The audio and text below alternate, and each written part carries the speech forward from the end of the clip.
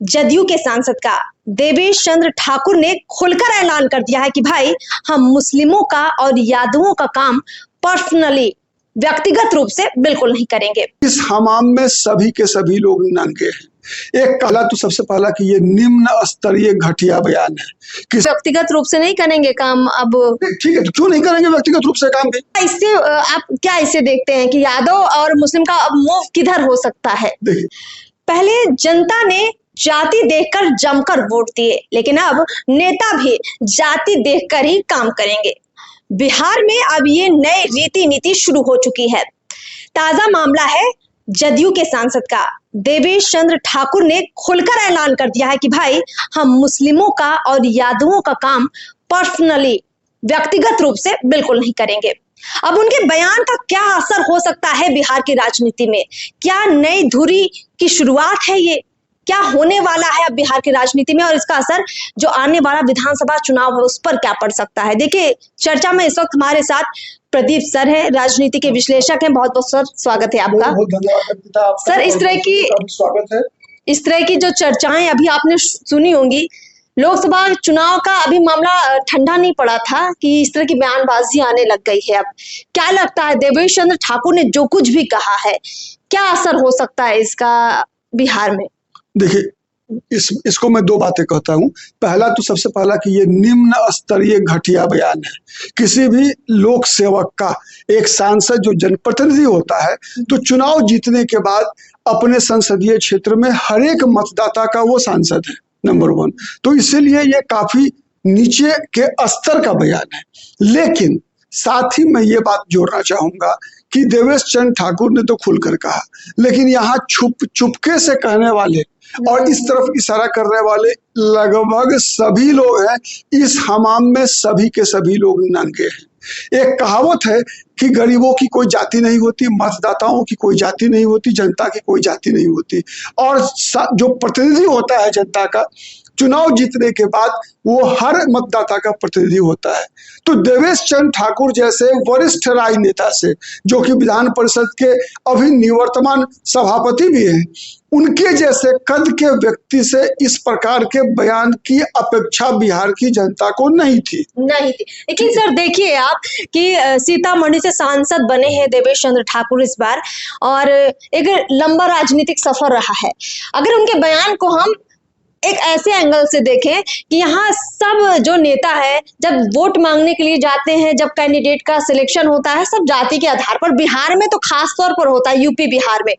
अब अगर नेता ये खुलकर बोल रहे हैं तो क्या होगा? इससे सामाजिक टकराव की स्थिति कितनी ज्यादा आप देख रहे हैं? कितना बड़ा इसका नुकसान हो सकता है लोकतंत्र के लिए? इन लोगों का, चाहे वो देवेश चंद्र ठाकुर हो या अन्य राजनेता हो, सबका एकमात्र मकसद होता है कि समाज के विभिन्न वर्गों को आपस में लड़ाकर, विद्वेष फैलाकर, उत्तेजना फैलाकर अपना वोट बैंक को मजबूत करना। तो अब चूंकि लोकसभा का चुनाव हो गया, आपको पता है अगले वर्ष बिहार में विधानसभा का भी चुनाव होगा, ठीक है? तो उसके मद्देनजर रखते हुए ये राजनेताओं का इस प्रकार का, आप देखिए ना, अभी छोड़ दीजिए इस बात को, आप जब लोकसभा का चुनाव आज से कुछ दिन पहले चल रहा था, उस दौरान देखिए कि किस प्रकार से लालू प्रसाद आरजेडी के सुप्रीमो या तेजस्वी यादव आरजेडी ने किस प्रकार से जातीय विद्वेष का एक वातावरण बिहार के अंदर खड़ा किया, ठीक है? हर सीट पर हर पार्टी के लोगों द्वारा, अधिकतर पार्टी के लोगों द्वारा एक जाति का दूसरे के खिलाफ उपयोग किया गया। अब देखिए, वैशाली की मैं चर्चा कर रहा हूं, वहां पर माना जाता है कि राजपूत और भूमियार दोनों जाति एनडीए के वोटर्स रहे हैं, ठीक है? लेकिन वहां पर क्या था? वहां पर भूमियारों के बीच राजपूतों के खिलाफ उत्तेजना फैलाई गई, विद्वेष फैलाया गया।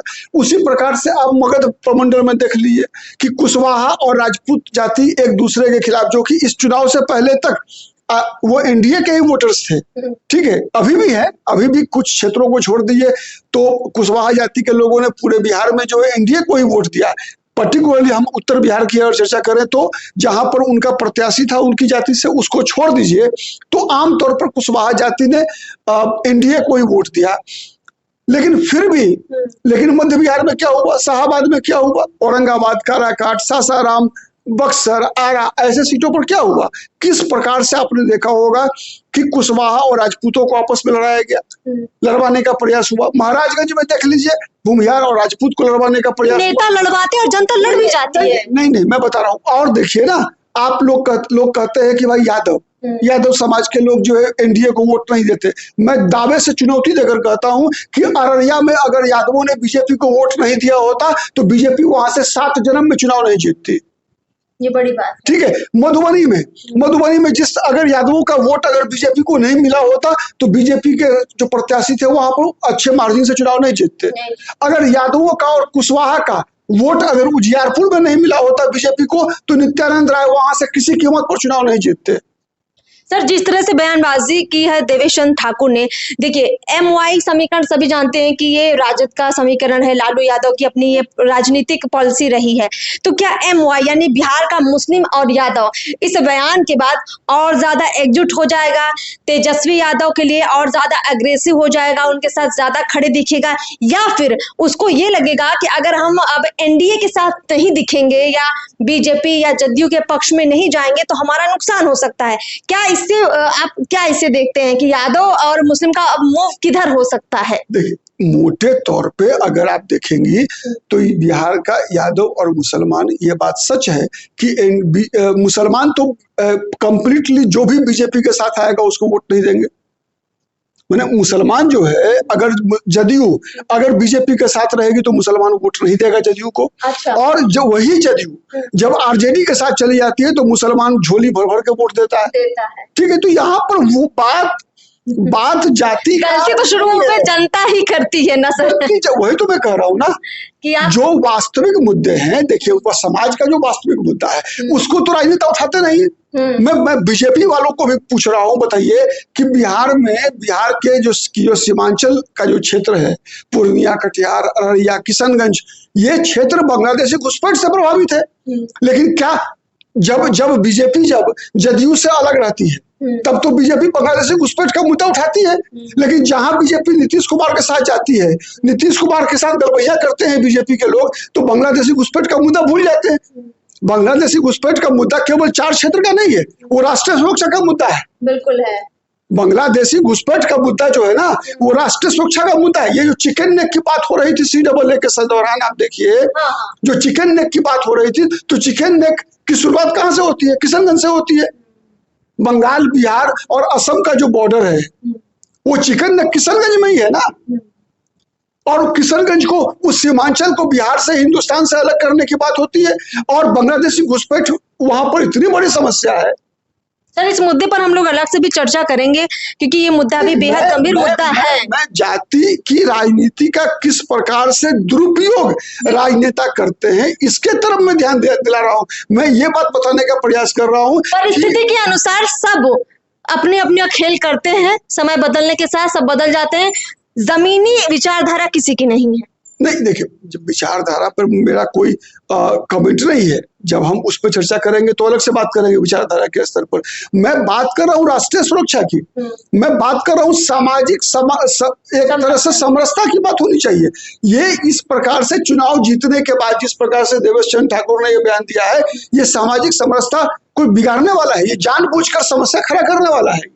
तो इसे कहीं ना कहीं बिहार की राजनीति में एक बड़ा, आप समझिए कि एक बड़ा बदलाव जरूर हो सकता है। सर, बहुत बहुत शुक्रिया हमसे बातचीत के लिए। देखिए, मैं एक चीज जोड़ दूं, देखिए बिहार की इतने बेवकूफ नहीं है जनता। ठीक है, जनता से भी गलती होती है, लेकिन कई ऐसे बहुत बड़ी संख्या है जो सही है कि राजनेताओं के चंगुल में फंसती है।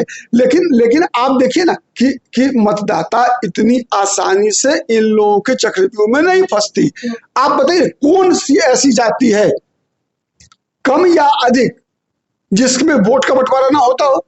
मैं साबित कर दूंगा कि हर जाति के लोग, आप बात करती है ब्राह्मणों की, बेतिया में 60% से ज्यादा ब्राह्मणों ने जो है वहां कांग्रेस को वोट दे दिया।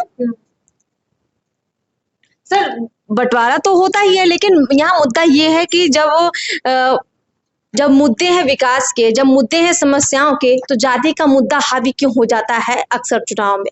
और चुनाव के बाद अगर नेता इस तरह की बयानबाजी करते हैं कि हम काम सिर्फ उनके लिए ही करेंगे जिन्होंने हमको वोट दिया है, और जिन जातियों ने हमको वोट दिया नहीं है वो हमारे दरवाजे ही ना आए। नहीं, उनको देवेश चंद्र ठाकुर को माफी मांगनी चाहिए इस बयान के लिए। अच्छा, ठीक है कि यादव और कुशवाहा ने मुझे वोट नहीं दिया इसलिए उनका काम नहीं करेंगे, माफी मांगना चाहिए। लेकिन उन्होंने कहा व्यक्तिगत रूप से नहीं करेंगे काम। अब ठीक है, तो क्यों नहीं करेंगे व्यक्तिगत रूप से काम भी?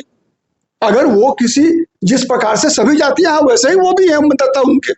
अब वो चुनाव जीत चुके हैं, अब वो उनके मतदाता नहीं है, वो सीतामढ़ी संसदीय सीट के 100% मतदाताओं के प्रतिनिधि हैं और वो शपथ लेने वाले हैं लोकसभा में जाकर कि मैं भय द्वेष या पक्षपात रहित अपने माने देश के नागरिकों के साथ कोई भी पक्षपात नहीं करूंगा, इसका शपथ लेंगे वो। पद की गरिमा यही कहती है, नैतिकता यही कहती है कि आप जब जनप्रतिनिधि बन चुके हैं तो आप प्रतिनिधि बन चुके हैं। अब इसमें मेरा तेरा कुछ भी नहीं, आप सबके हैं, ये आपको मानना पड़ेगा, स्वीकार करना पड़ेगा और यही लोकतंत्र है। अगर आप लोकतंत्र की इस परिभाषा को समझ नहीं रहे तो कहीं ना कहीं आपसे गलती भी हो रही है। सर बहुत बहुत शुक्रिया तमाम बातचीत के लिए। तो दर्शकों और जो भी मुद्दे हैं उस पर जरूर बात करेंगे, लेकिन हम चाहेंगे कमेंट बॉक्स में खास तौर पर आप इस बारे में जरूर लिखिए। नमस्कार।